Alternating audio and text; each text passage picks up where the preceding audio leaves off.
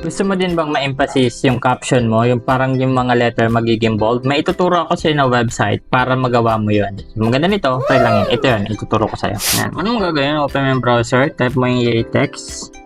Ayan, yatex.com. Okay?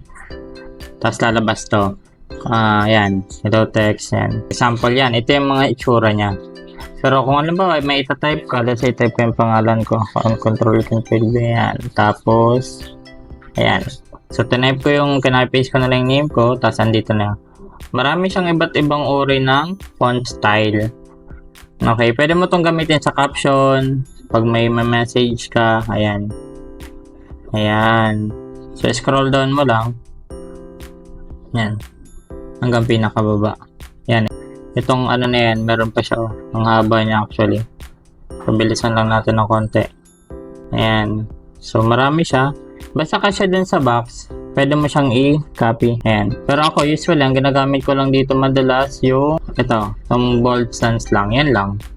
Para medyo mas may emphasis sa caption. So, kung may natutunan ka dito, follow for must have digital tools and guide.